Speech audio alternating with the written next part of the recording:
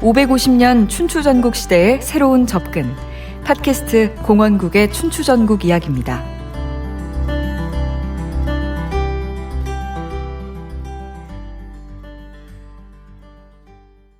여러분은 지금 공원국의 춘추전국 이야기를 듣고 계십니다. 안녕하세요. 저는 진행을 맡은 김소영입니다. 오늘 춘추전국 이야기 4번째 시간인데요. 이제 4번째 4권에 가면 춘추의 세계가 중반을 넘어갑니다. 이제 종반에 대한 이야기가 나오고요. 여태까지 춘추 시대를 제패한 패자들을 제가 정리를 해보면 동방에 이제 제환공이 있었고, 북방에 진문공, 그리고 세 번째가 남방에 초장왕이 있었는데, 보통 이제 싸움의 무대가 중원이었고, 이제 동서의 축과 남북의 축이 교차하면서 패권 경쟁이 이루어졌는데요. 이번 4권은 어떤 책인가요, 작가님? 사실은 우리 패자들만 이야기했지 전쟁터가 사실은 패자들이 싸운 전쟁터가 진나라 땅도 아니고 초나라 땅도 아니고 사실은 정나라 땅이거든요. 정나라의 연저리에 중원이라는 것이 정나라. 예, 예를 들면 우리가 참 갑자기 우리 운명도 생각납니다만 그 중에 있는 전쟁에 동원되고 전쟁터도 제공하고 또 사실은 이 정나라라는 이제 열키 이제 실마리를 얻기 위해서 북방, 동방, 서방, 서방도 그랬죠. 이제 진목공도 이제 효산을 넘어와서 사실은 남의 땅에서 계속 싸웠네요. 그렇죠. 남의 땅을 근데 중원이라는 것이 가장 좋은 땅이긴 하지만 가장 침략받기도 쉽고 무슨 산이 있는 것도 아니고 정나라 땅에 지금 가면 판판하거든요. 정주라는 곳이 있고 그 밑에 신정이라는 곳이 있는데 거기가 정나라 한나라가 있었던 곳인데 한나라는 것이 그 전국시대 한나라. 근데 그 땅 그 역사 자체가 비참합니다. 계속 싸우고 춘추시대의 정나라는 여기 붙었다 저기 붙었다. 초가 오면은 교초에 붙었다. 또 진이 오면 진에 붙었다. 심지어는 진에 붙으려고 그래도 나 삐졌어 나한테 붙지 마. 이렇게 이야기하면 이제 쓸데없이 싸움을 한번 걸다가 이제 별짓을 다 해서라도 일부러 이제 막 붙고 구원군이 오거나 보복군이 올 때 그때 엎드린다. 이게 사자도 오지 않으니까 이런 비참한 상황인데 이 비참한 상황을 어떻게 그때 사람들은 어떻게 살아갔는가 이것을 이제 그때 그 비참한 상황에서도 국면을 전환하고자 노력했던 이제 재상과 정치인들의 노력을 통해서 정치란 무엇인가 이걸 짚어보는 권으로 만들었습니다. 이 1권과 2권, 3권을 읽으면서 느꼈던 감정과 약간 달랐던 게 이 빛나는 패자만 역사의 주인공은 아니잖아요. 이 사람들이 이제 중원을 두고 전쟁할 때 수많은 정나라를 포함해서 많은 나라들이 장기판의 말이 되기도 하고 전쟁의 무대가 되기도 하고 그랬는데 사실 1, 2, 3권을 보면서는 정나라를 별로 불쌍하게 생각을 안 했어요. 그냥 쟤는 왜 저기 붙었다가 여기 붙었다가 이럴까 이러면서 그냥 읽었는데 이 4권을 읽으면서는 얼마나 힘들었을까 하는 생각이 들었고 또 한편으로는 또 우리나라도 생각이 나고 그랬는데 또 궁금한 게 이 정나라라는 나라가 소국이다 이러지만 얼마나 작았던 건지 모르겠어요. 우리나라랑 비교했을 때 한반도만 하다고 보면 됩니다. 근데 그렇게 작은 나라로 계속 무시를 당하는 거잖아요. 한반도만한 나라는 별로 안 작은데. 작은데. 그랬구나. 꽤 위치가 크네요. 너무 중앙에 있었습니다. 교차로 같은 위치였다 이런 표현도 쓰셨죠. 사실은 중앙 권력이 미치는 범위는 한반도보다는 좀 작았을 것 같고요. 근데 동그랗게 생겼으니까. 근데 정말 그 항아가 딱 지나가고 있고요. 남쪽에서 초나라가 올라가는 길도 그쪽에 딱 위치하고 있고요. 또 사실은 이제 딱 건너가면 황하 북쪽에 이제 진문공 시절에 남양 땅을 점령하고 있었기 때문에 딱 넘으면 바로 지금 그 정나라입니다. 우리 삼국지에도 호래간 전투에서 여포와 이 대치 제후연합군이 대치하는 그 땅이 역시 정나라 땅입니다. 그게 작은 나라들이 사실 위나라, 노나라, 채나라 되게 많이 나오는데 그 중에서도 정나라가 계속 그 각종 싸움과 중요한 전쟁마다 다 등장하는 이유가 아무래도 위치 때문에. 그렇죠. 노나라는 제나라 옆에 있어서 제나라만 상대하면 되는데 그 외교 무대가 정나라는 제나라, 진나라, 진, 초 다 상대해야 되고 또 주위에 버금버금한 나라들 송나라, 채나라, 진나라 이런 나라들이 또 있거든요. 위나라 이런 나라들이 또 자기들끼리 또 싸웁니다. 나름대로. 그렇기 때문에 정말 변수가 너무나 많은 그런 나라입니다. 그 적나라가 한반도 만하다 이렇게 하셨는데, 근데 뭐 이제 그 임진왜란 때 보면은 부산에 상륙한 일본군이 저기 의주까지 가는데 한 두 달 정도가 들거든요. 네, 근데 네. 한반도는 그 산이 많아가지고 이렇게 두 달 드는데 중원 보면은 막 그냥 그 특히 13세기, 12세기 때 금나라가 이제 그 남전을 보면은요, 짧은 시간 안에 한반도 몇 배 되는 거리를 막 짧은 시간 안에 막 순식간에 이동하는 게 거의 그게 평야라는 그런 그 이제 지역 때문에, 그러니까 네, 이 네. 적나라 경우도 땅은 한반도만 해도 사실은 훨씬 더 위험한 게 평평하니까. 거의 평야이기 때문에 맞습니다. 지키기가 사실 훨씬 더 힘들. 그렇구나. 네. 남쪽에 숭산이 있는데 숭산은 실제로 이제 적나라에 딱 붙어 있지도 않고 약간 치우쳐 있고, 또 그게 이제 초나라 방성을 딱 지나면 초나라 전지기지를 딱 나가면 며칠만 차로 예전에 전차로 하면 네. 선봉군이 도착할 정도의 그런 가까운 거리거든요. 그래서 어렵습니다. 어디서 출발해도 네. 황함은 건너면 적나라고, 또 이쪽에 그 자기 성만 나서면 또 네. 적나라고, 제 나라 쪽에서는 완전히 또 평원이니까 제수만 건너면 적나라고. 네. 그렇기 때문에 뭐 하긴 정말. 근데 제가 궁금했던 게, 만약에 적나라의 땅이 그렇게 요지고 교차로다. 그러면 뭐 한 번은 진나라에 편입이 됐다가 한 번은 초나라에 편입이 됐다가 이거는 아니고, 또 그렇죠. 적나라를 나라대로 인정은 해요. 네. 정복은 안 하고, 그러니까 뭐 심지어는 도성을 함락했다가도 용서를 해준다든지, 네. 적나라를 유지는 하는데 계속해서 뭐 효산지전이라든지 뭐 초나라가 패자가 된 필의 싸움이라든지 그럴 때마다 뭐 적나라를 끼고 싸우기는 하는데, 그럼 왜 아예 멸망시키지는 않고 그냥 내버려 두면서 싸웠을까? 그게 사실은 이게 지형의 장난인데요. 네. 사실은 춘추 시대가 출발할 땐 적나라가 선두주자였습니다. 그렇기 때문에 선두주자이기 때문에 자기가 좋은 땅으로 들어갔던 거죠. 초반에는. 힘이 있을 땐 좋은 겁니다. 좀 펼칠 수 있으니까. 근데 순식간에 판도가 바뀌고 힘이 없어지니까 이제 두들겨 맞는데, 북방에서 내려올 땐 황하를 건너야 되거든요. 황하를 건너야 되는데, 황하라는 게 요즘 이제 다 말라 비틀어진 강이 됐지만, 네. 당신 황은 큰 강이었고, 또 황하를 내려가려면 이제 행정 비용이 크게 늘어나는 네. 거거든요. 그리고 또 초나라에서 들어올 때는 황하를 건널 때까지 북방에서 아까 이 힘의 균형을 이야기했을 때 가만히 놔두지 않죠. 네.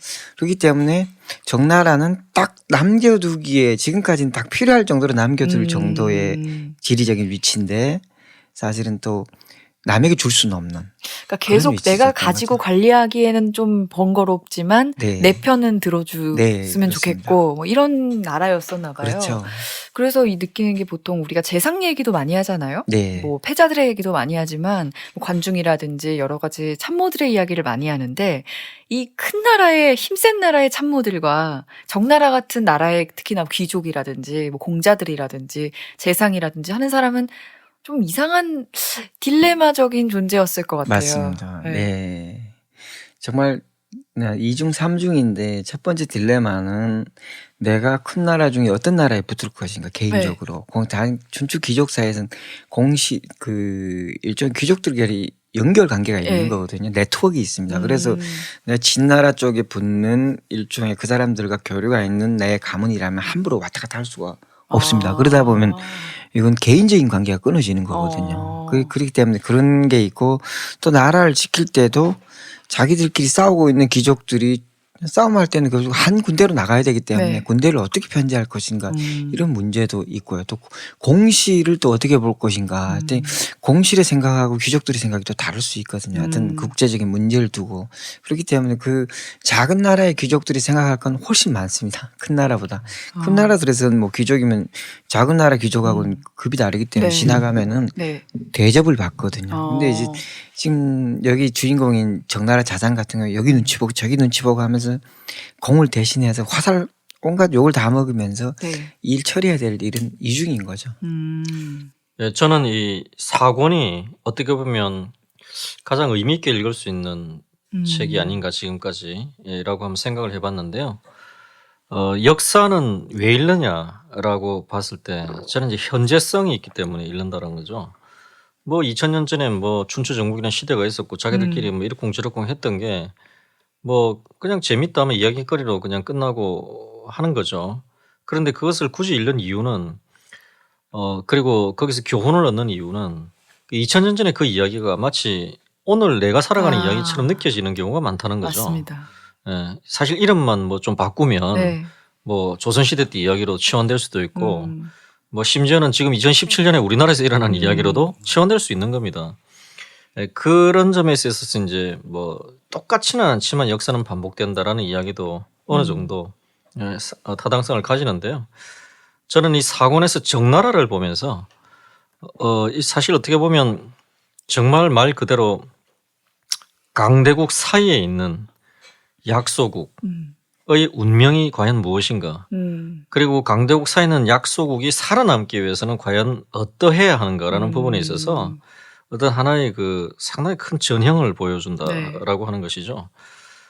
이 부분은 뭐 예를 들어 중남미 국가에 있는 약소국은 그래서 우리나라하고는 또 생존 방식이 다릅니다. 네. 거기는 워낙 강한 나라가 하나 옆에 있기 때문에 뭐 딱 머릿속에 떠오르잖아요. 아, 그죠? 그럼 그 나라에 붙으면 되는 거예요? 뭐 그렇죠. 네. 그 나라를 거슬리기만 하지 않아도 굳이 뭐 자기가 국망의 위기에까지 빠질 수는 위험까지는 없는 네, 거죠. 네. 근데 이제 예를 들어서 그 대표적인 나라가 저 같은 경우는 이제 우리나라도 좀 그런 역사가 있고 유럽에 놓고 보면 이제 폴란드 같은 나라, 그다음에 에스토니아 3국, 그다음에 핀란드 이런 나라들이 이제 대표적인 거죠. 그리고 뭐 예를 들어서 핀란드나 폴란드나 뭐 좀 이따가 또 뭐 한번 말씀드릴 기회가 있어서 말씀드리겠습니다만은 그런 입장임에도 불구하고 어떻게 사고하고 어떻게 행동해야 따라서 운명은 완전히 또 달라집니다. 네. 상당히 현명해야 되는 것이죠. 그런 점에 있어서 이 역사를 공부하는 데 있어서 우리가 항상 생각하는 현재성의 의미, 예, 저는 그 현재성의 의미를 오히려 이 준추전국 이야기에서는 사곤에서 가장 찾아볼 수 있지 않을까라고 저는 생각해 봤습니다. 예, 저도 지금 이제 말씀하신 거 잘 들었고 이제 그 사권 보면서 사권의 이 그 관전 포인트가 뭔가 해보면 이제 그 춘추 시기에서 이제 이 전국으로 가는 그 이제 그 하나의 그 과정을 이게 이 책에서 이제 보여주고 있는데 보면 이제 춘추 시기가 이제 뭐 수많은 국가가 있는 어떤 그 이제 완전 경쟁이라면 이제 이게 그 전국은 이게 그 독과점 뭐 과점이나 독과점이 돼서 이 완전 경쟁에서 이게 독과점으로 넘어가는 그 과도기 이런 이제 그 만드는데 바로 초나라와 진나라의 그 휴전 합의, 그래서 어떤 그 외교 문제, 그래서 바로 이 외교가 이제 이 두 나라의 외교가 이렇게 그 춘추에서 전국으로 이렇게 시대가 바뀌게 하는 그 계기가 되는데 그런 저는 이제 이 책의 이 사권의 그 포인트로 봤습니다. 약간 이게 춘추 시대의 거의 마지막을 그리고 있는 거잖아요. 네, 맞습니다. 보니까 뭐 특징적으로 봤을 때 딱 하나의 어떤 패자가 없고 네. 뭐 있다 하더라도 항상 방심하지 못하는 네, 정도의 맞습니다. 그런 분위기에다가 뭐 저는 그 상황에서 정나라 이야기를 들을 때마다 약간 요즘 표현으로 고구마 같은 느낌이 있었어요. 그러니까 답답하다는 거죠. 이렇게 계속 네네. 답답한 거예요. 뭐 여기서 한번 이렇게 해서 해결됐다. 그럼 바로 뭐 조금 있다가 다시 뭐 저쪽 나라에 빌어야 된다든지 네. 이런 일이 계속 생기는데 그 김 대표님이나 뭐 우리 김종성 쌤이 말씀하신 것처럼 현재성을 의미로 봤을 때 이 정나라의 포지션은 어떠해야 되느냐를 이야기를 하면 오늘날 약간 우리도 약간 배울 점이 있지 않나 생각을 해서 저도 열심히 읽었거든요. 네. 근데 이런 표현이 나오더라고요. 고슴도치 같았다. 당시에 정나라의 그 재상이죠. 자산이 고슴도치 같은 정치를 했다라는 표현이 있더라고요. 네. 근데 뭐 사실은 역사는 뭐 반복되지도 않고 또 역사에 지금 우리 기술이나 우리 의식도 분명히 뭐 우린 과거를 정확하게 모르지만 전 다르다고 보는데 알 수도 없고요. 사실은 우린 기껏해야 뭐 기록만 갖고 있지만 그 우리는 그 옛날에 사건에서 배우는 게 아니라 사고 방식에서 배우는 거니까 사실 우린 전 자산의 사고 방식에서 우리가 배우고 싶은 그건 사실은 우리 뇌는 똑같을 거니까 사고 방식 자체는 바뀌지는 않은 것 같습니다. 그래서 그런 면에서 이제 고슴도치라는 것은 제가 고슴도치라는 표현을 쓴 건 다른 건 다 떠나서 우리가 예를 좀 간단하게 생각해서 우리가 짐승우리에 살고 있다면은 어떻게 살아야 되느냐 할 때 바깥 혹은 외부만 봐서는 도저히 길이 없다는 거죠. 제 사고에 의해서는 이게 상대가 얼마나 강한가 혹은 어떤 생각을 하고 있는가 우리 사실 알 수도 없습니다. 지금 실제로 모르잖아요. 네, 근데 모르죠. 모르는 데는 어떻게 행동해야 할 때 자기 자신을 믿어야 되는 거죠. 어쨌든. 그리고 자기 자신을 비하하면 그때부터는 영원히 비하당하는 거죠. 고슴도치는 자기 자신을 비하하지 않죠. 이제 큰 상대든 어떤 상대든 그냥 나는 고슴도치일 뿐이고 나는 이제 널 물지도 않을 거고 하지만 나도 물지는 마라. 그게 가장 자존심이 강한 상태죠. 자존심이 사실 강한 상대를 쉽게 제압할 수 있는 대상이 사실 많지 않습니다. 우리도 보면은 아무리 뭐 약하고 그렇다고 해서 함부로 치거나 뭐 이유 없이 때리거나 이건 약한 자로서 자기를 비하한 사람들이 난 매일 누군가 때릴 것이야 이렇게 생각할 때 그런 거지 실제로 강하다고 해서 무조건 때리지는 않거든요. 근데 강한 자들이 안 때린 대상이 대체로 보면 강단이 있는 힘이 있는 상대가 아니고 강단이 있는. 근데 힘이 조금 중간치 있으면서 막 대든다거나 혹은 내가 보기에 나한테 뭔가 호환이 되거나 이런 친구들을 이제 주로 소위 말하는 패권자 강자들이 때리죠. 근데 이제 고슴도치처럼 자기는 가만히 있대 자기 자존심이 강한 자기 색깔이 있는 이런 친구들은 못 건드리거든요. 함부로. 저는 이제 약간 삼권의 이 적진할 때 그 진짜인데 그걸 뭐라고 읽는지는 모르겠어요. 그 우리가 이야기하는 서방의 진나라와 뭐 하여튼 그 좀 다른 진나라가 세 번째 있어요. 진. 세 번째 진이 있어요. 이 나라도 굉장히 약소국이죠. 저 나라처럼. 근데 저자께서 이제 이렇게 쓰셨어요. 진나라가 결국 패망을 해버리잖아요. 별것도 아닌 조그만 나라가 이 세 번째 찐나라하고 이 정나라를 비교를 해보면 정나라는 거기에서 굉장히 오랫동안 존속을 한다는 거죠. 그런 점에 있어서 그 저자께서는 이제 자신의 위치를 망각하면 안 된다라는 이야기를 했어요.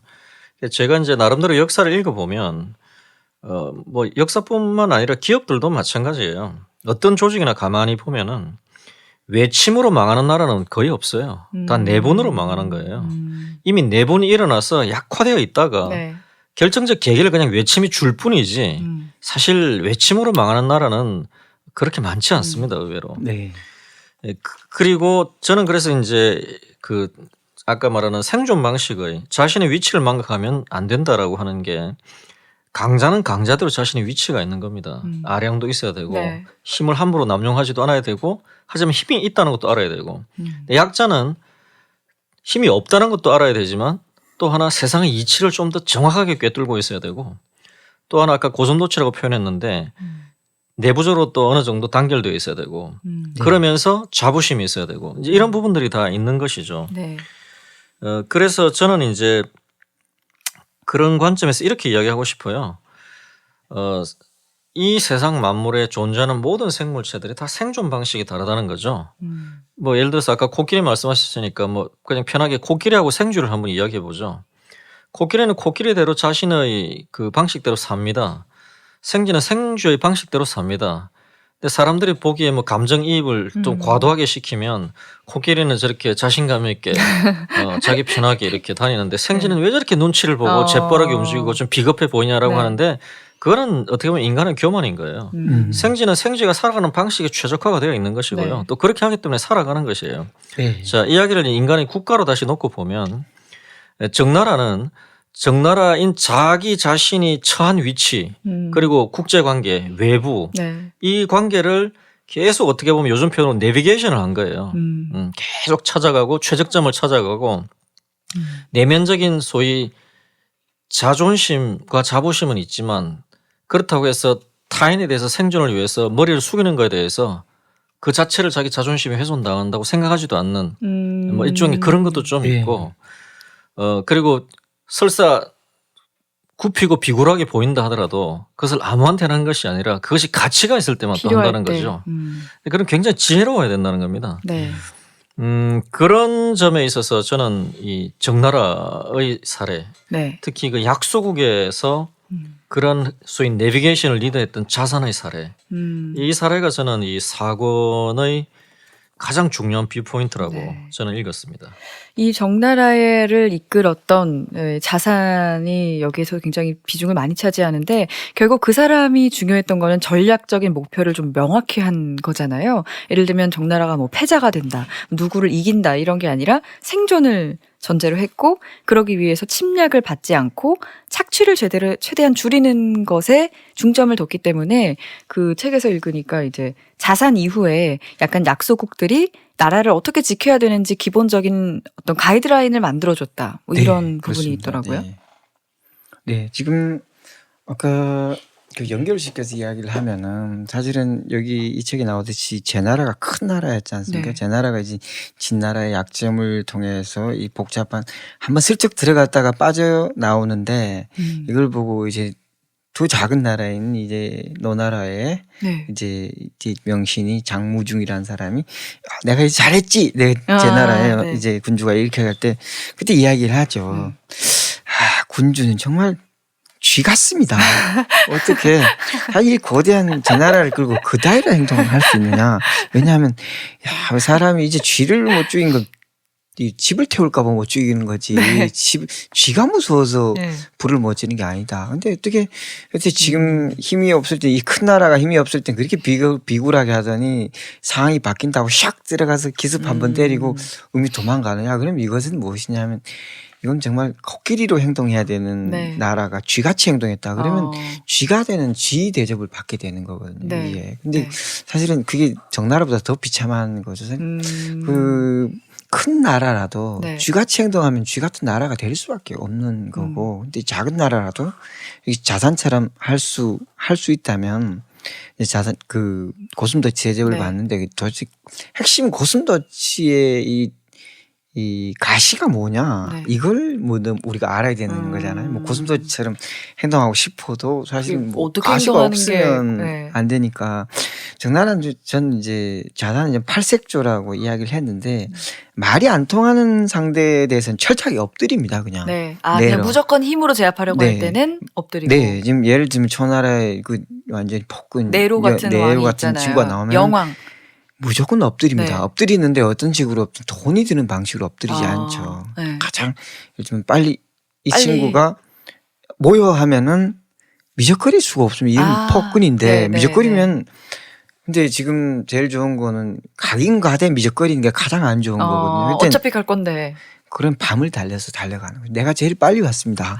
이것도 하나의 폭군한테는 제일 빨리 엎드렸습니다. 근데 네가 넘어질 때를 난 기다리고 있다. 좀 사실은 폭군은 금방 넘어지기 때문에. 근데 근데 난폭한 칼에 맞을 필요는 없다는 거죠. 근데 말이 통하는 친구들하고 할 때는 뻣뻣합니다. 실제로 그게 제가 세계 어떤 국제정치 세계 이론이 있다고 했는데 자산 세계를 동시에 적용시키고 있기 때문에 하나를 믿고 갈 수는 없다. 우리가 노나라 무슨 나라 힘을 합쳐서 대들자 할 수도 있는데 우리 착시당하는 나라들끼리 말할 때 자산은 또 달라지죠. 이야기가 이렇게 우리 이렇게 불쌍하게 살고 있다. 우리 어떻게 가면 우리 이렇게 협상하자 하면은 다른 나라들과 힘을 합쳐서 협맹장에서는 협상을 찔기게 끌고 갑니다. 그래서 결국은 공자의 평도 나오듯이 자산이 이렇게 그때 하지 않았으면 작은 나라들이 어떻게 살았겠느냐.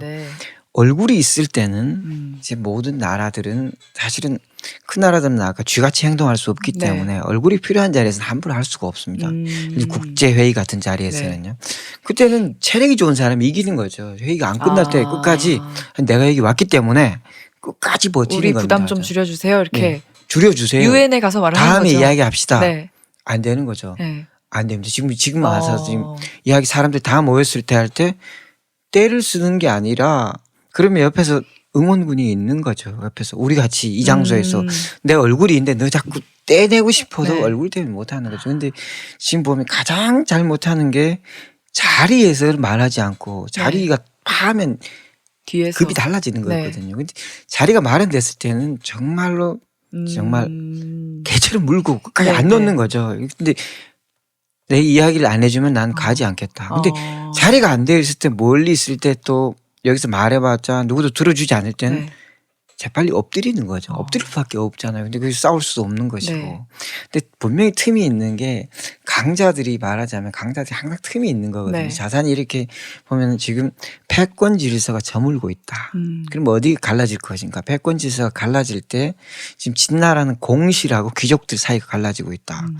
귀족들을 갖게 되면 하면서 귀족들이 대한 태도가 자산 여러 명 상대를 달리하면서 대합니다. 그건 일종의 자유주의적인 태도고요. 그리고 또 싸울 때는 내가 나를 배반했을 사람 칠 때는 또 순식간에 칩니다. 칠 때도 있죠. 중국 땅이 진짜 크잖아요. 그리고 뭐 인터넷이 있던 시대도 아니고 어떻게 이렇게 국제적인 정세에 뛰어났을까 그런 생각이 들어요. 그러니까 지금 정보를 어떻게 얻을 것인가가 자산이 가장 빨리 얻는다. 또 이제 그 많은 사람을 풀어서 그리고 이 정보를 해석하는 능력이 가장 빠르기 때문에 이번 해명 장소에서는 간단한 예를 들면은 이제 지형을 보니까 여기서는 천막을 칠 장소가 없다. 결국은 근데 여기서 어떻게 해야 되나 천막 그 협상을 할 때는 위치가 굉장히 중요하지 않습니까? 예를 들면 진초가 이야기할 때는 지금 진초 사이에다가 물론 장소가 있지만 딱 적당한 위치에 자리 잡지 않으면은 정나라를 해코지하려는 다른 친구들이 진초 사이에 들어가서 양자를 이간질 시키기 굉장히 힘든 거거든요. 그래서 제일 먼저 가서 제일 좋은 자리를 선점하는데 지금 장소에 대한 정보를 모르고 있는 사람들 천천히 가는 거죠. 그러면 이제 해명장에서 자기 국가의 이익은 전혀 없는 거거든요. 전혀 이미. 근데 할 수 있는 건 정보는 무조건 다 끌어들이고 이 사람이 어떤 생각을 하고 있다. 그래서 제가 작은 나라의 정신이 훨씬 어렵다고 이야기한 게 눈치 볼 대상이 너무 많기 때문에. 근데 그 눈치를 본다고 해도 딴 생각하고 있는데 눈치를 잘못 보면 안 되니까. 그쵸. 좀 잘못 보면 큰일 나죠. 그때 많은 대화, 많은 채널을 자산의 채널은 굉장히 많잖아요. 거기 이 채널 보면은 이제 귀족들끼리도 이제 뒷소리를 많이 하죠. 이거 어떻게 됩니까? 어떻게 돌아갑니다 할 때 거기 자산이 항상 다 끼어 있지 않습니까? 그게 자전에서 이야기하고 있는 작은 나라들이 살기 위해서 어떻게 어떤 장소에서 어떤 정보를 끌고 모으는가 그런 이야기들 같습니다. 어쨌든. 제가 이제 현재성에 대해서 좀 이야기를 하면 이제 이 정나라하고 이제 망한 진나라를 보면서 이제 지금 현재 유럽 국가들 한번 생각해 보면요, 스위스가 있어요. 스위스가 전형적인 고순도치 같은 나라예요. 스위스는 뭐 아시다시피 오스트리아 쪽에서 이렇게 약간 영향권에 있다가 베스트팔렌 조약으로 이제 독립을 선언받았는데 그 이후에 스위스는 이제 영세 중립을 표방하면서도 그 인구가 1,000만 미만인데 아주 강력한 예비군 세력을 가지고 있죠. 그래서 영세 중립국을 표방해서 명분을 얻은 다음에 사실 굉장히 균형을 잡습니다. 하지만 어떤 누구라도 일단 쳐들어오면 스위스가 승전할 수는 없으되 그에 상응하는 대가를 충분히 치러주겠다라고 하는 결의를 가지고 있죠. 그리고 거기에 대한 충분한 어떤 그 군사력도 갖고 있어요. 예를 들어서 2차 대전 때 그 흉악한 히틀러가 오스트리아까지 합병하고 나서 바로 옆에 있는 스위스를 결국은 건드리지 않았거든요. 그거 보면 이제 스위스가 전형적인 또 그리고 굉장히 잘 살아요. 전 세계에서 가장 잘 사는 5개 국가 안에 하나인 거죠. 그리고 상당히 또 국제적으로 대접도 받죠. 또 하나의 나라는 이제 네덜란드라고 하는 나라가 있습니다. 네덜란드는 지정학적으로 평원이에요. 산도 없고 어떻게 막아볼 수 있는 강도 없어요. 거기는 그냥 그 옛날에 본래는 그 네덜란드가 아시다시피 네덜란드하고 벨기에가 합쳐가지고 그 스페인의 어떤 영역이었는데 이제 종교혁명 이후에 이제 개신교 지역은 이제 네덜란드로 독립을 했죠. 그래서 일단 잠깐 그 해상 세력으로서 이제 힘을 발휘했는데 바로 영국이 뺏겼죠. 그런데 그때 네덜란드는 뭐냐면 어차피 우리가 소위 말해서 우리가 말하는 여기 패자가 될 수 없다면 패자와 충분히 친하게 지내면서 패자를 인정하자. 그리고 그 속에서 우리 이익을 찾자는 쪽으로 이제 변한 거예요. 근데 그것이 굉장히 잘 가다 보니까 어떻게 됐느냐. 영국하고 독일은 굉장히 사이가 뭐 나쁠 때도 있고 좋을 때도 좀 안 좋고 프랑스하고 독일은 껄끄러워요. 둘이서 하고 싶은 이야기가 있어. 근데 좀 하기 어려운 거예요. 근데 네덜란드를 끼워. 그럼 분위기가 좋아져. 그리고 어려울 땐 또 네덜란드를 통해서 저 이야기 좀 해달라고 해요.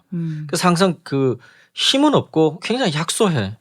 그런데 유럽에서 어떤 회의가 생기면 꼭 네덜란드가 끼고 끼는 걸 다 좋아하고 또 네덜란드가 끼면 결과가 좋아져요. 약간 완충제 같은 역할을. 그러면서 그 나라는 군사력은 뭐 사실 보잘 것이 없어요. 왜냐하면 그 나라 정도의 육군을 그렇게 뭐 강하게 가져갈 수도 없고 그다음에 해군을 또 강하게 가져가기에도 또 적은 나라인 거예요.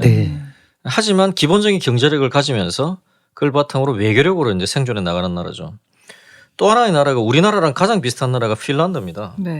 핀란드는 바로 옆에 소련이라고 하는 정말 어떻게 해볼 수도 없는 나라가 있는 것이고요. 그다음에 사실 바로 밑에는 독일이 있는 겁니다. 그 사이에서 폴란드 같은 경우는 뭐 여러 가지 우여곡절을 겪었지만은 1차 대전 이후에 잠깐 독립했을 때 뭐 조금 힘도 좀 생기고 인구도 좀 되니까 그렇게 독일을 무시하고 러시아를 쳐들어가서 지금 우크라이나 땅을 쳐들어가서 전쟁을 하고 하면서 사방팔방에 적을 만들다가 2차 대전 때 아주 흉악한 꼴을 당합니다. 네, 그랬죠. 물론 뭐 또 운 좋게 2차 대전 이후에 또 독립은 하지만 반면에 핀란드 같은 나라는 핀란드의 역사를 제가 잠깐 뭐 말씀을 드리면 1400년경에 스웨덴의 영토로 편입됩니다. 그리고 계속 스웨덴의 영토니까 무려 600년 동안을 소위 우리 표현하면 식민지로 있었던 겁니다. 그리고 1차 대전 후에 전후 처리 과정에서 어떻게 독립을 합니다. 1918년 11월에. 그런데 러시아가 보기에는 이건 우리 영역인데 굉장히 기분 나쁜 거예요. 그래서 이제 2차 대전이 시작되고 나서 독일이 프랑스를 완전히 이제 점령을 했죠. 그때 바로 러시아가 핀란드를 칩니다. 네. 핀란드는 인구 500만이기 때문에 모든 인원을 동원해도 5만 명, 6만 명밖에 되지 않는데 저쪽은 40만 명, 50만 명이 들어옵니다. 네. 탱크는 이쪽이 10대 있으면 저쪽은 1000대가 옵니다. 그런데 핀란드의 그 유명한 겨울 전쟁에서 소련군이 완전히 참패를 합니다. 예. 그래서 한번 막아냅니다. 네. 그리고 한 번 더 들어오는데 그때는 견딜 수가 없어서 강화를 합니다.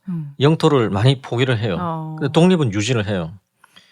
그리고 그 이후에 조용히 숨지고 있다가 독일이 소련을 침공을 하잖아요. 독일이 소련을 침공을 하는데 워낙 핀란드의 군대가 많지는 않지만 강하다는 걸 알고 히틀러가 연합하자고 합니다. 연합합니다. 그래서 독일군과 함께 소련을 침공을 합니다. 그런데 어디까지 딱 진격하느냐 하면 과거 핀란드 영토까지만 진격하고 더 이상 진격하지 않습니다. 그때 히틀러가 이제 소위 시체말로 열받아서 난리를 칩니다. 너 왜 같이 가야지? 그렇죠. 네. 그런데 꿈쩍도 하지 않습니다. 물론 말은 외교적인 언사는 엄청나게 화려합니다. 네. 그런데 넘어가지 않습니다. 네. 그리고 뒤로는 러시아에 대해서 할 이야기 또 다 하는 겁니다. 네. 그렇게 했는데 아시다시피 2차 대전 때 독일이 완전히 졌잖아요. 네. 그러니까 뭐 소련이 당연히 또 손을 좀 보려고 하잖아요. 그럴 수 있죠. 예. 그랬는데 어떻게 됐느냐. 사실은 독일과 한편이었기 때문에 영국과 프랑스나 미국이 당연히 이걸 적성국으로 평가를 해야 그렇죠. 되는데 네, 네. 이미 그쪽에도 이야기를 다 해놓은 거예요. 그리고 소련에 대해서 할 이야기가 있는 거예요. 핀란드군이 소련 영토를 한 발짝도 침범하지 않았다는 것. 그것이 있기 때문에 소련도 더 이상 이야기를 할 수가 없는 거예요. 그래서 핀란드는 독립을 유지합니다. 네. 그리고 이 과정을 전쟁 때 군사 총사령관으로서 지휘했고 그다음에 이제 그 독일과의 어떤 연합한 때 대통령이 되어서 이것을 이제 이끌었던 사람이 만네르하임이라고 하는 장군이 있습니다. 나중에 대통령이 됐는데 저는 이 만네르하임을 보면서 자산을 생각을 했습니다. 약소국의 지도자로서 가장 중요한 것은 누가 옳고 그러냐가 아니라 그 나라의 독립을 유지하는 겁니다. 네.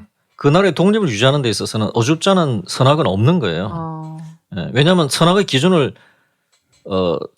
제정할 수 있는 권리가 자기에게는 없기 때문입니다. 이제 그럴 때 어떻게 행동해야 하느냐는 부분에 있어서 저는 한번 여러 가지를 생각해 볼 수 있는데 사실 그래서 저는 어떻게 보면 이 사건이 가장 밋밋할 수도 있지만은 네, 네. 가장 메시지가 강하다라고 저는 한번 볼 수 있겠습니다. 그 사권을 쓰신 이유가 뭘까를 저도 생각을 했어요. 사실은 이게 춘추 전국을 정리하면서 패자별로 책을 쓰실 수도 있는 거잖아요. 근데 왜 이 사권에서 그 큰 나라들 사이에 이 어떤 장기말의 역할로 때로는 피해를 많이 봤던 이 약소국들의 정치를 담았을까 그런 생각을 했는데 이 사권을 읽 때가 든 생각이 이 자산인과 정나라 이전에는 이 작은 나라에는 정치 이론이라는 게 없었다. 근데 이 정나라라는 게 자기 생존을 지키면서 뭐 예를 들면 아까 우리 네덜란드, 뭐 핀란드, 스위스 같은 예를 들어 주셨듯이 막 임기응변식에 대응을 하거나 아니면 막 상황 파악 못하고 막 갑자기 막 흥이 나가지고 들이댄다든지 아니면은 애초에 너무나 뿌리 깊은 패배감을 가지고 있는다는 등의 기존의 약소국가들이 가지고 있던 문제점을 굉장히 많이 보완한 조금 당당한 약소국가의 모습이 나왔다. 뭐 그래서 이 사건에서 다룬 게 아닐까? 뭐 그런 생각했거든요. 뭐 거의 다 말씀하셨는데 사실은 네. 책을 쓸 때도 대부분 그 작가들은 자기 현실을 항상 생각을 하게 될 수밖에 현실, 없고요. 예. 그래서 뭐 플라톤이 예를 들면 국가를 쓴다 하면 이제 지금의 아테네 그리스 현실과는 다른 네. 뭔가 새로운 국가를 한번 구상해 보겠다. 나로서 완전 이상국을 한번 만들어 보겠다는 거잖아요. 전 사실은 뭐 자산이 그 시대에 있기 때문에 시대순으로 쓰고 있기 때문에 그런 것도 있지만 우리가 이제 생각의 줄기를 좀 정리를 한번 해봐야 되겠다. 네. 과거 뭐 비하나 과대망상이나 이런 걸 다 떠나서 저는 이제 큰 나라들을 그렇게 흠모할 필요는 없다고 생각합니다. 왜냐하면 크기 때문에 또 한계가 또 많이 있는 네. 거거든요. 또 우린 또 국가 단위로 분석을 하지만 우린 백성으로 살고 있고 우리 삶은 사실은 국가의 일은 국가고 사실 국가가 유지된다면 우린 그 안에서 우리 삶을 영위할 수 있기 때문에 네. 사실 국가에 완전히 자기를 이제 동일시할 수 네. 없다면 우린 사실은 큰 국가든 작은 국가든 다 나름대로 장점이 있다. 근데 우리가 개인적으로 잘 살면 되는데 그 이야기들을 지금 쓰고 싶어서 이제 적나라에도 사실은 적나라에서 지금 자산이 말할 때 이 언로를 열어놓고 이제 사실은 그 사람들이 말을 할 수 있게 한다. 또한 이 행정 개혁을 통해서 지금 작지만 어떤 면에서 이제 군사력을 정비한다. 그래서 지금 적나라에서 사실은 최초의 성문법은 적나라에서 나오는데요.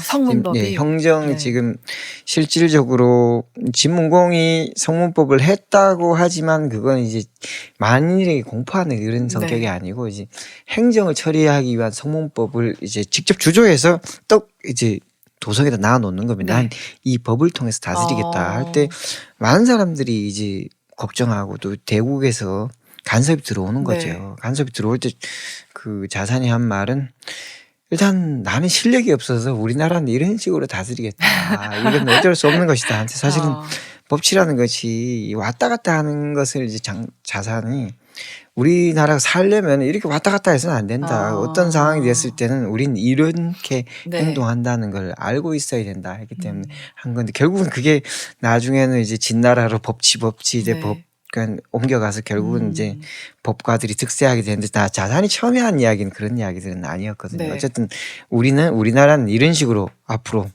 이제 정권이 바뀌어도 자산 이전에 정권이 바뀔 때마다 이런 행동 저런 행동 네, 끝없이 네, 하다 네. 보니까 나라가 거덜났는데 이렇게 해서는 안 된다. 우린 작기 때문에 양쪽으로 뜯기면 결국 망할 수밖에 없다. 그래서 그렇다면 우리는 이런 식으로 행동해야 된다. 저도 이제 이 대목에서 요거는 아마 간단하게 말씀드리고 싶은데 아까 저는 공 선생 말에 굉장히 공감을 하거든요.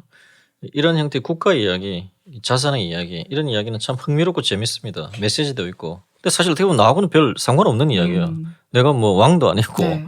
재상도 아니고 내가 뭐 국가가 나랑 너무 지나치게 동일시할 필요는 없어요. 이제 그거 당연하고요. 그러면서 너무 이제 이런 부분에 대해서 동일시할 필요는 없습니다. 그런데 이제 그럼에도 불구하고 왜 이 책을 가지고 내가 메시지를 얻고 또 다른 책을 읽느냐, 역사를 읽느냐.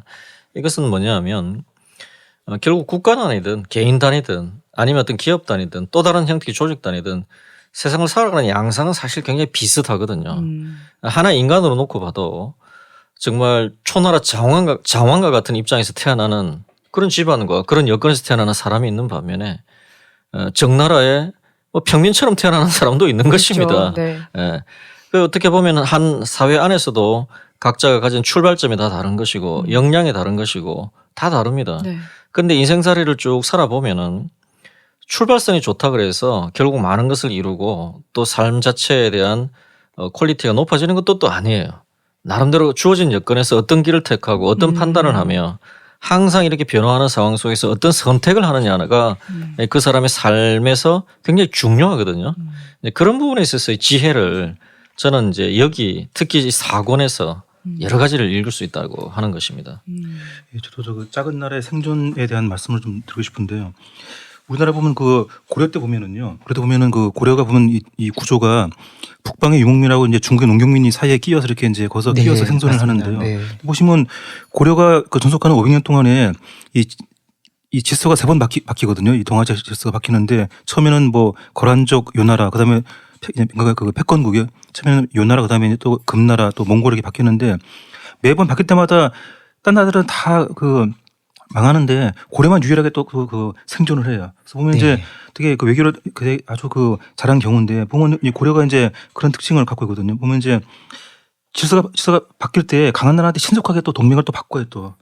이제 과감하게 또 동맹을 바꾸다가 근데 이제 바꾸되 이제 너무 지나치게 또 막 이게 지나치게 4대는 또 피하는 거죠. 그래서 이제 예컨대 뭐 금나라하고 동맹할 때는요. 금나라가 그 파병하라 그러면 이제 파병을 또 그 거절을 해요. 그러니까 금나라의 전쟁은 휘말리지 않고 이제 그러니까 금나라하고 이렇게 동맹만 유지하고 이제 금나라가 제안하는 파병은 또 다 거부하고 또 이제 또 뭐 북송이 그러니까 송나라 북송이 또 파병을 제안해도 또 약간 다 그 거절하고 하는데 그래서 이제 그 강한 쪽하고 동맹을 맺되 이제 자기 그 중심을 지키는 거. 그러다 이제 또 침략을 해오면 또 이제 또 강하게 또 그거 싸우고. 예컨대 뭐 그 강남찬이 이제 그 고란족하고 싸우고 또 몽골하고 하고 또 이제 그 훗날 몽골하고 싸우듯이.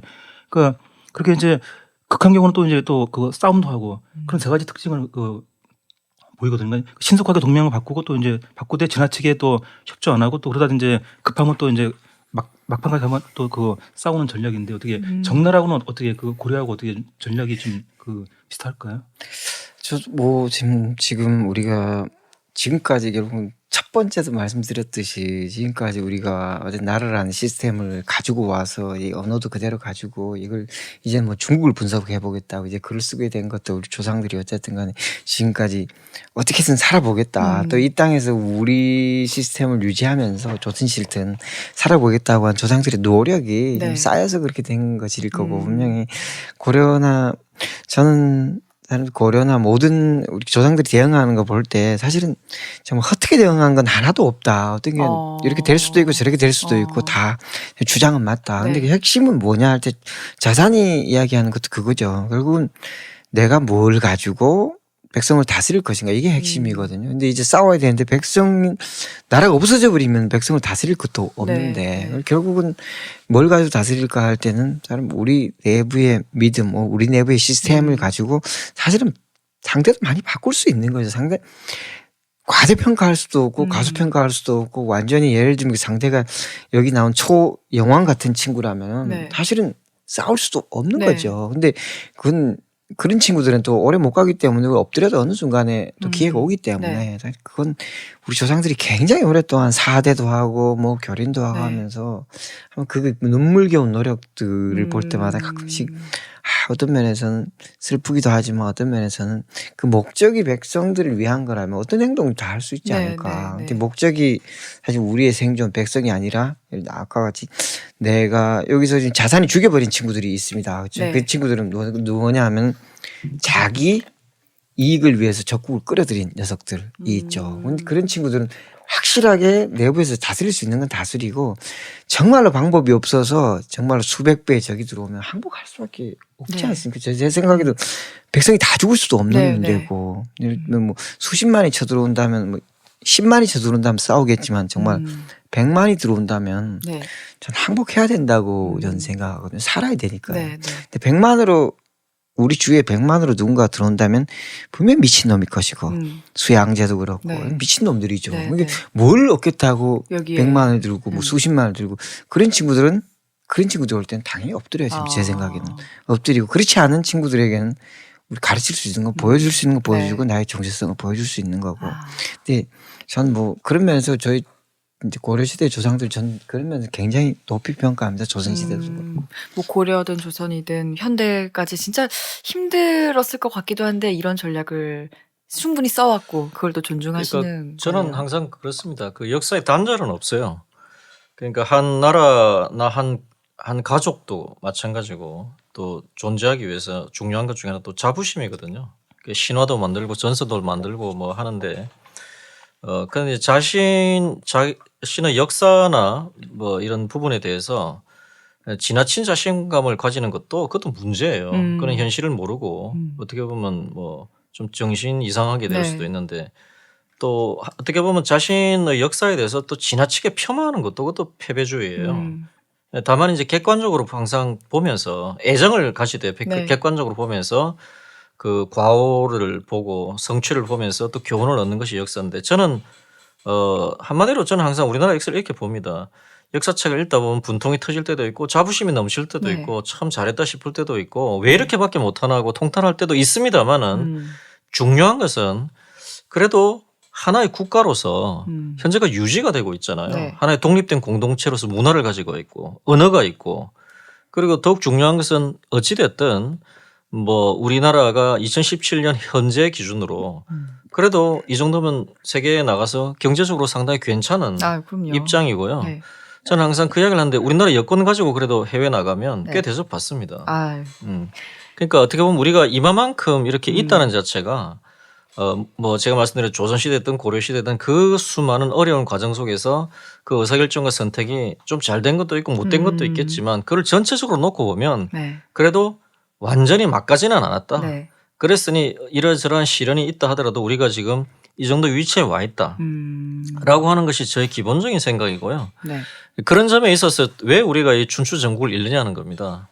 예, 항상 또 우리가 이만큼 왔으니까 정신을 놓을 수는 없는 겁니다. 네. 우리는 우리대로 현재를 잘 살아가기 위해서 늘. 또 우리 현재를 잘 만들어가야 또 미래의 우리 다음 세대가 네. 더 좋은 여건에서 살아갈 수 있도록 하기 위해서 이제 과거 역사를 현재의 관점에서 계속 해석해 보고 있는 겁니다. 사권을 읽으면서 아무래도 현재 그리고 우리나라 이야기가 나올 수밖에 없겠다 이런 생각을 했었는데 아무래도 그런 것 같고 이 자산이라는 인물에 대해서 우리가 조금 더 공부를 또 해보는 것도 의미가 있을 것 같아요. 이 자산이 최초의 성문법을 만든 사람이라고 하셨는데 그래서 이제 뭐 법가적인 정책을 많이 추진해서 뒤에 뭐 한비자나 이런 사람들로부터 어떤 추앙을 받았음에도 불구하고 또 공자한테도 칭찬을 받은 인물이잖아요. 네. 그러니까 뭐 법가적인 인물이었으면 공자에게는 인의 사람은 아니다 이런 평을 받았어야 되는데 네. 양쪽에서 인정받은 그런 네. 사람이 된 거잖아요. 사실은 정말 그 법가가 사실 복잡한 아까 말했듯이 그 이제 자산이 법을 세울 때 목적은 우리가 이제 어떤 원칙이 있어야 된다 네. 봤을 때 그냥 그 주위에 있는 나라들이 너 법 세워서 뭐 할래? 너 어. 우리한테 대들려는 거지. 법만 한 게 아니라 네. 그 구부법이라고 해서 자기들이 군사비에 쓸 이제 행정제도를 개편합니다. 사실 그 당연한 거죠. 근데 야 내가 너희들을 보호해주고 있는데 니들이 우리 예를 들면 우산 아래 있는데 군사를 키워서 뭐 하겠다고. 그러니까 이렇게 당연히 나올 수밖에 없는데 네.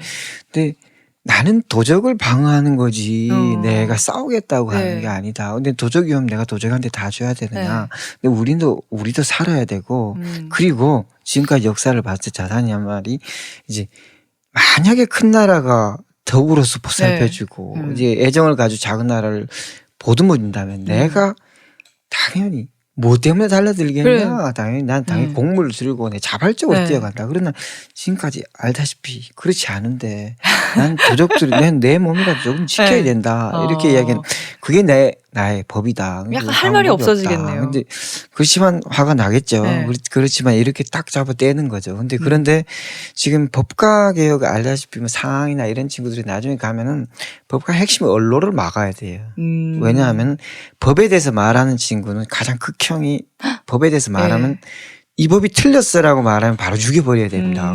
그래야만 법의 권리는 이 칼이기 때문에 내 법에 대해서 논하는 법은 단 모두 죽인다. 이게 지금 그 진시황의 그 유명한 이제 법을 의론하거나 책을 끼고 신이 선이 뭐 이런 모호한 철학책을 끼고 법을 논하면 다 죽여버린다는 거거든요. 근데 지금 자산은 알다시피 언론에 대해서 이제 법가라고 법을 세운 사람이지만 주위에서 야 우리나라는 너무 이렇게 쪼만한데 너무 이러쿵저러쿵 뭐 아침에 정령을 내리면 막 향교에 모여가지고 이렇게 와글와글 떠들고 있는데 이런 거 다 놔도 다 안 되겠습니다. 이 친구들은 제어하시죠.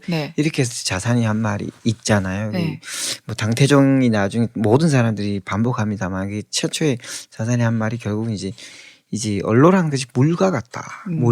결국은 이제 내가 물을 막을 수 있으면 되겠지만 이게 물이란 게 영원히 막을 수 없는 거기 때문에 언론 사람이 이제 떠들고 싶은 건 사람의 본성인데 이걸 막으면은 결국은 터지면 감당할 수가 없다. 난 흐르게 해서 내가 들을 것이다. 그 사람들이 떠드는 게 나한테 무슨 문제가 되냐. 내가 그 사람들이 말하는 게 맞으면 내가 고치면 되고 내가 말하는 게 그 사람들이 말하는 게 틀리면 무시해버리면 되는 거이지. 근데 그런 걸 볼 때 지금 후대 법과하고 완전히 다른 사람이다. 법이라는 것이 법의 본질, 이제 일종의 기준이라는 의미에서는 가장 맞는 사람이 아니었을까. 법을 공리적으로 해석한 사람도 또 다르겠지만 후대 공리적인 법과하고 자산은 좀 다릅니다. 자산은 완벽히 언론 정치를 하고 있고요. 근데 작은 나라를 다스릴 때 정말 많은 예가 있지 않습니까? 작은 나라가 큰 나라의 압박을 받을 때 내부가 궁극주의화되는 나라들이 정말 많잖아요. 우리의 형제 끼면서 우리 네. 피를 난 북한도 이 그렇게 중간에 되고 끼면 있죠. 점점 나라가 경직되고 네. 있는데 자산 결국 말을 하면서 작은 나라가 살아가자. 굉장히 다면적인 인물입니다. 그걸 이제 그래서 이제 그런 이야기를 듣고 공자는 이제 자산이 누구누구 이렇고 자산 이런 사람이 저런 사람이다 네. 말하는 걸 난 믿지 않겠다. 자산은 정말 옛 정말 자기가 선모하는 공자가 말하는 옛사람이라는 것은 주문왕 무왕 이런 네. 사람들이 성인들의 옛사람의 사랑을 간직한 사람이다. 이렇게 그리고 옛사람의 사랑이라는 건 자기가 궁극적으로 내가 인정한 내 마음속에 네.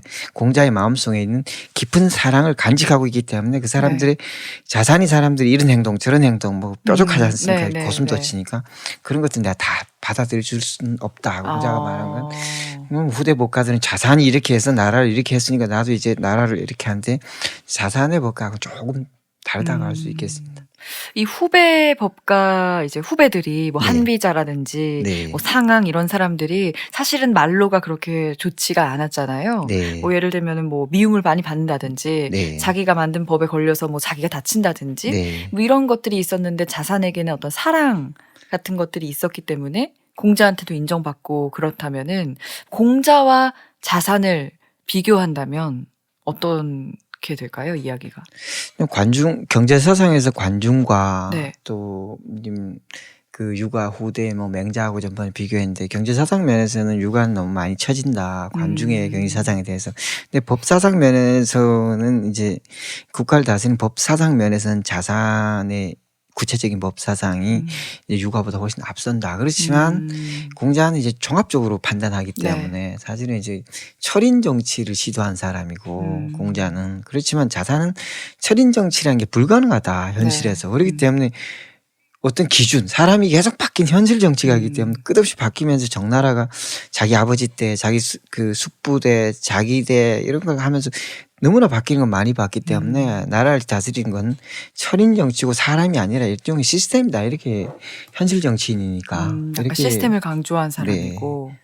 그럼 그러니까 지금 말씀하신 걸 제가 이제 이야기로는 공자는 그 사대부들이 중심이 된 그런 정치를 지향을 했고 네. 반면에 자산은 이제 사대부가 아닌데 이제 그 행정가들이 하는데 다만 사대부들의 의견을 이제 그 언로 통해서 이렇게 들어서 그 참고하는 정도의 그런 그걸 추구했다고 자산은 그걸 추구했다고 이렇게 보면 그렇게 될까요?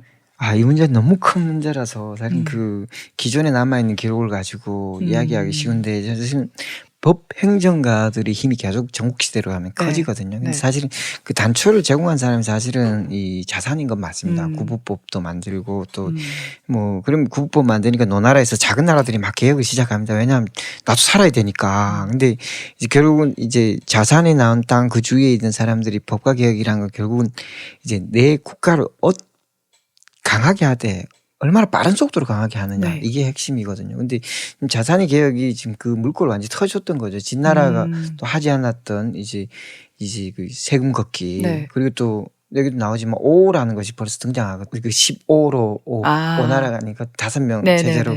근데 정나라의 야인들은 5 체제로 지금 아직까지 네네네. 개편이 안 돼 있는데 자산이 들어와서 막 이렇게 개편을 하고 있으니까 사람들이 너무 화가 나는 거죠. 네. 그래서 자산이 우리 땅을 다 뺏어가네. 이렇게 하다가 결국 3년이 지나니까 내 재산권이 자산이 있어서 내가 밥을 먹네. 이렇게 이야기했다는 거죠. 그래서 저는 분명히 맞습니다. 이제 행정 전문가들 훨씬 중요시한 사람인 것 같기도 하고요. 자산이 항상 국외로 돌아다니면서 출장을 많이 간 네. 정치가로 지금 등장하거든요.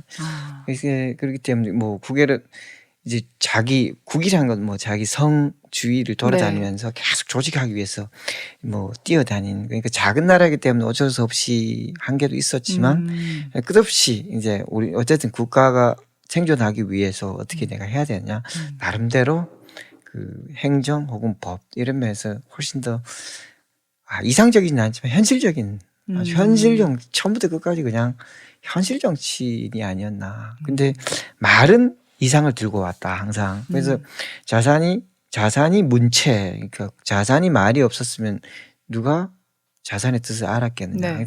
마음속에는 좀 따뜻함이 있고 또 말에서는 아주 뛰어났다. 그래서 그냥 말에서. 공자가 자산의 문체를 본받고 싶어서 네, 네. 정말 자산이 정말 그 육아에서 성인으로 본 사람이 마음은 착하고 표현은 이제 문체나는 사람이니까. 그러면서 또 그 뭐 후대 사람들이 많이 할 때 자산이 집중으로 있으면서 그 오랜 시간 동안 있으면서 사람은 한 번밖에 안 죽였다 이런 이야기를 하거든요. 물론 한 번 아니겠지만 그렇게 적게 죽이면서 기강을 잡을 수 있는 건 쉬운 일은 아니었겠죠. 그러면서 현실에서 이상적인 표현 속에서 가장 현실을 가장 많이 구현한 사람이 아닌가 이렇게 생각합니다. 예. 지금 우리가 이제 보는 시대가 이제 그 적나라 자산이 있던 시대 또 이제 한마디로 이제 춘추 후기잖아요. 그죠? 네. 보면 그 시대 보면 거의 이제 이게 거의 이제 이렇게 외교로 이렇게 그 관계가 이렇게 그 될 정도로 되게 이제 그 외교가 되게 중시가 되는 그런 상황인데 그런 어떻게 보면 하나도 그 행운 같은 게 그게요. 그만큼 이제 그 대외적으로 그죠. 뭐 서방이라든가 북방의 이런 그 이제 그런 그 민족들하고 이렇게 전쟁이 그만큼 적고 해가지고 그러니까 한마디로 이제 중국과 어떤 중국 외부의 그런 관계가 그 평화로우니까 또 이렇게 그 내부적으로 또 외교에 더 치중을 한 거기 때문에 보면 그런 거는 이제 어떻게 보면 그 시대 중국의 어떤 하나의 그 행운 같아요 이게. 그래서 그런 행운 때문에 이제 또 다음 시대에 또 전국 시기로 이어지는 또 그런 그 행운이 또 작용을 한 것 같습니다. 네, 어쨌든 그 당시에 그 아시다시피 지금 진나라도 북방의 강력한 대결 시스템을 회유 체제로 많이 바꿉니다. 네. 진도 이제 북방에 적을 회유하는데 많이 싸우는 게 지금 북방에서 많이 싸우는 게 능사가 아니고 북방에서 이제 북방의 자기들 시스템을 이제 기미 시스템을 자꾸 동원하는 거죠. 전국시대 북방 국가들은 다들 이제 이민족들하고 싸우거든요. 근데 그런 이제 북방에 그런 친구들이 나왔고 또 초나라하고 진이 결국은 역사적으로 대휴전 협정을 그렇죠. 이제 그 예. 엄청난 그 기록들이 대단하지 않습니까? 거기 네. 나오는 휴전 협정을 이루는데 그 복잡한 휴전 협정을 주도한 쪽이 송 같은 중간이 작은 나라들이 네. 정치가들이 대정치가들이 나와서 이제 국제적인 얼개를 쌓아서 결국 이제 우리 좀 덜 싸우게 만들자 네. 할 때 그때 그 역할을 한 게 중소규모의 국가들이 이제 그 이 사건에서 되게 중요한 부분이 있잖아요. 아까 네. 말씀하신 그 진과 초의 휴전 네. 협정 미병 회맹 부분이 나오는데 거기서 보니까 이제 뭐 송나라가 이제 뭐 그 헨리 키신저처럼 역할을 해서 뭐 네, 잘했다 맞습니다. 네. 이런 게 있지만 한편으로는 이게 휴전이 됐다고 해서 작은 나라가 그럼 좀 이제 쉴 수 있겠다 이게 아니었다. 그렇죠. 더 이제 힘들었다. 뭐 휴전에 이런 말도 개입한 있고요. 작은 나라들은 휴식을 넣고 네. 휴전에 상관없는 또 다른 나라들은 또 작은 나라들 많이 있잖아요. 더 치죠. 그러니까 여기서는 뭐 휴전이라는 게 이상적인 상황이 아니고 자기들이 그 바운더리 안에서 휴전이 되면 그 바운더리 밖에 있는 친구들이 더욱더 괴롭습니다. 이게 한 덩어리가 되기 때문에 그러니까 요 휴전한 살벌한 나라끼리만 우리가 네. 싸우지 말자. 네. 그리고 다른 나라 때리는 거는 신경 쓰지 말고 그렇죠. 이렇게 되는 거죠. 그렇죠. 그러니까 우리 때리지 말고 다른 네. 나라를 때려라.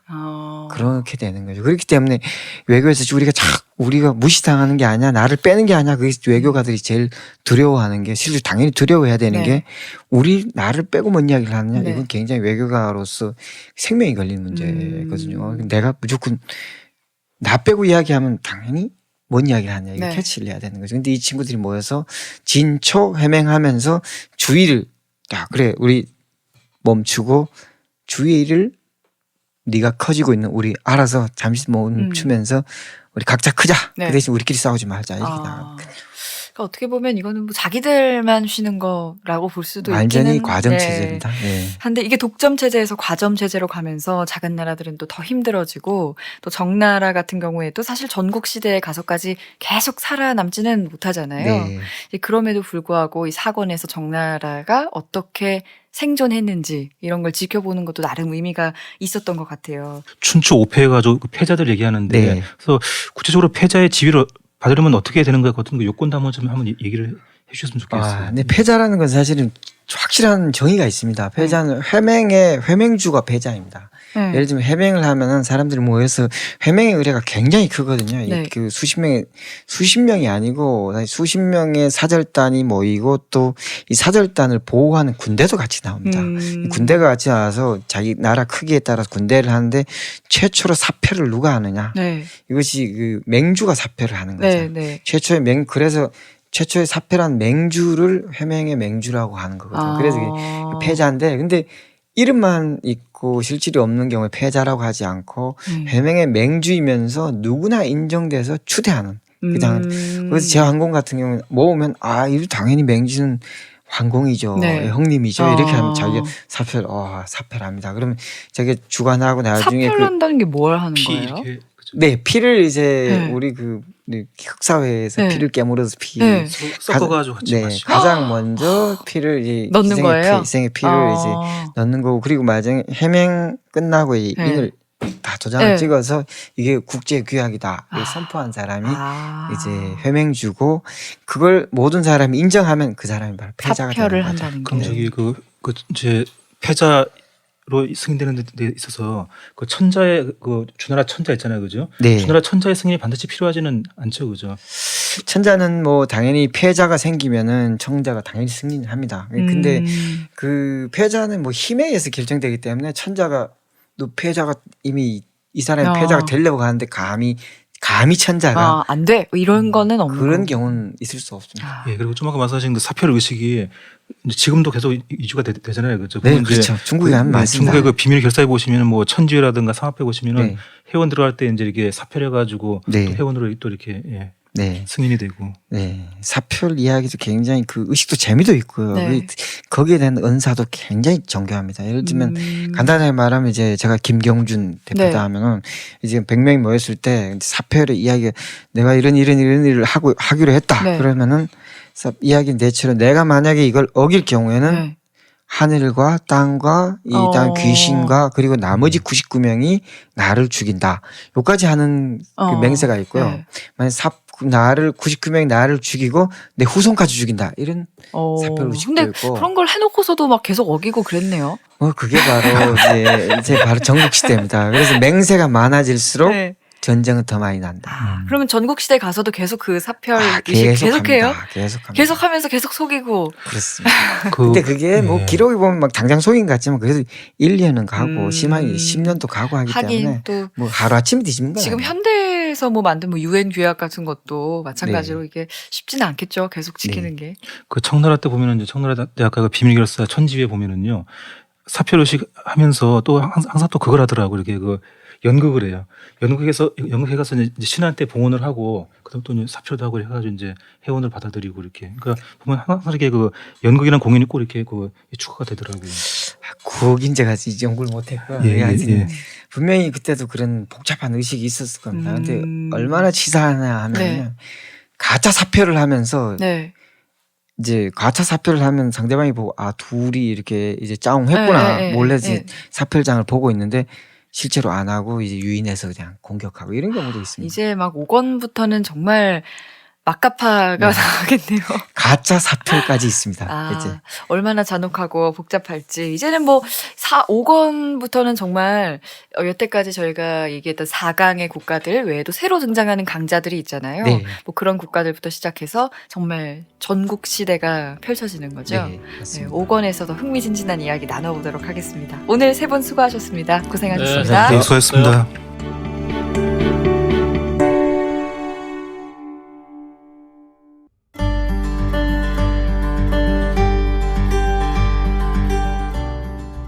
(550년) 춘추전국 시대의 새로운 접근.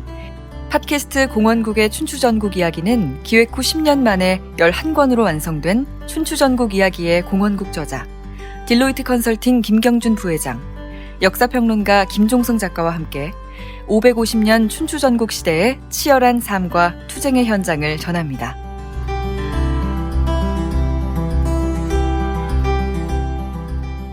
팟캐스트 공원국의 춘추전국 이야기는 매주 화요일과 목요일 아이튠즈 팟캐스트, 팟빵, 파티에서 들으실 수 있습니다.